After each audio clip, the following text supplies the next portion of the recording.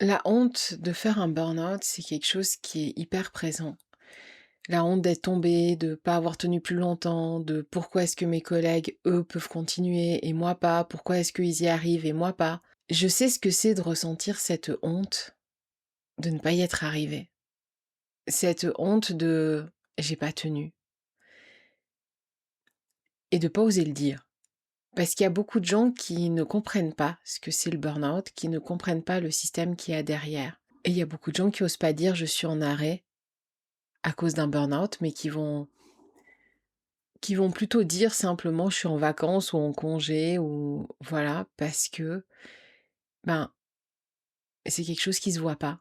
Ça se voit pas que tu as fait un burn-out. Par contre, c'est très mal vu au niveau professionnel, ça se dit pas, c'est un espèce de sujet un peu tabou et moi, je trouve que c'est dommage parce que, oui, tu peux ressentir de la honte d'avoir fait un burn-out, je l'ai ressenti aussi. Elle est hyper présente, la pitié des gens, le regard, le jugement.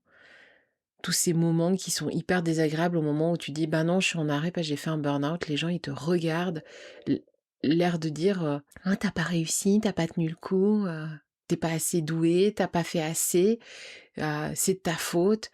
Enfin, c'est déjà tellement compliqué ce que tu traverses que t'as pas besoin de ça, en fait. Et du coup, ça devient une espèce de honte et tu envie de cacher ce que tu vis. T'as pas envie de le crier sur tous les toits, t'as envie de te replier dans ton coin et de rien dire. Et cette honte-là, elle détruit tout à l'intérieur de toi. Elle détruit ta confiance, elle détruit ton amour pour toi-même, elle détruit l'identité que tu avais construite. La seule chose que tu deviens, c'est quelqu'un qui se cache parce qu'il a honte de ce qu'il est aujourd'hui, parce qu'il a honte d'avoir échoué, d'être tombé. Et t'as pas échoué. C'est juste qu'à un moment donné, t'es arrivé au-delà de tes capacités. Et c'est pas un échec, c'est un apprentissage. Dans la douleur, certes, mais c'est un apprentissage. J'ai eu cette honte de pas oser le dire, de le garder pour moi, et puis je me suis dit: «Merde, je m'en fous. Pourquoi est-ce que je devrais garder ça pour moi alors qu'en fait, finalement, il y a plein de gens à qui ça arrive et on devrait en parler?»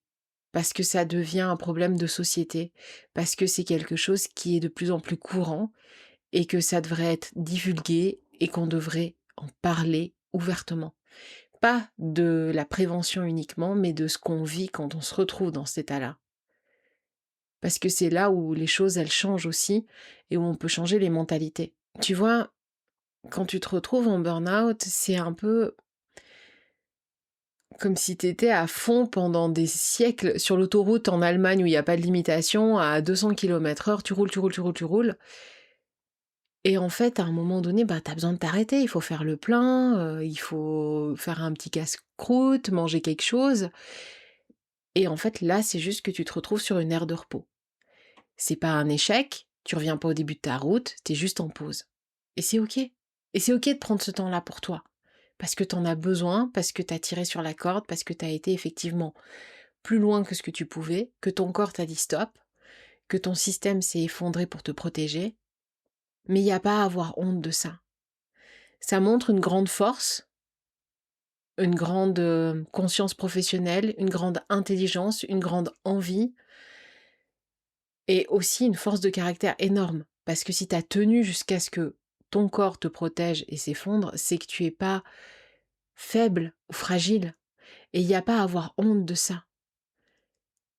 On fait toujours du mieux qu'on peut et malheureusement, les accidents, la maladie arrivent et ça, on peut rien faire contre. C'est des coups du sort, comme on appelle ça. C'est injuste, oui. Pourquoi nous? Pourquoi pas quelqu'un d'autre? On sait pas, mais ça arrive pour une bonne raison. Même si tu la vois pas aujourd'hui, à un moment donné, tu vas dire: «OK, ça va c'est arrivé pour quelque chose de bien». Avoir honte de ce qui est arrivé, avoir honte de ce qui s'est passé et te cacher, ça sert à rien. Ça va pas te sauver, ça va pas t'aider à te sentir mieux, ça va pas non plus te sentir soutenu. C'est quelque chose que tu as besoin de traverser et surtout n'aie pas honte de tes blessures, n'aie pas honte des échecs parce que je pense que tu vois ça comme un échec aussi, mais vois-le plutôt comme un catalyseur de transformation, comme quelque chose qui va changer ta vie. Quand on se retrouve face à un traumatisme comme le burn-out, il change obligatoirement ta vie. Il va changer des choses en toi, dans la personne que tu es, dans ta façon d'agir, d'être, dans ce que tu aimes plus. C'est quelque chose qui rebat les cartes de ta vie et moi, je le vois un peu comme une seconde chance, comme une autre façon d'avancer. Donc, n'aie pas honte de ça. N'aie pas honte de ce que tu es en train de traverser. Parce que t'es pas le seul, t'es pas la seule. Plein de gens traversent ça. Et moi, j'ai traversé 2 fois. Et la première fois, j'ai eu honte, oui. Mais la deuxième fois, pas. Je me suis dit: «OK, j'ai fait de la merde, je suis arrivée là, une deuxième fois et là, j'ai compris qu'il y avait des choses à mettre en place, des choses à faire».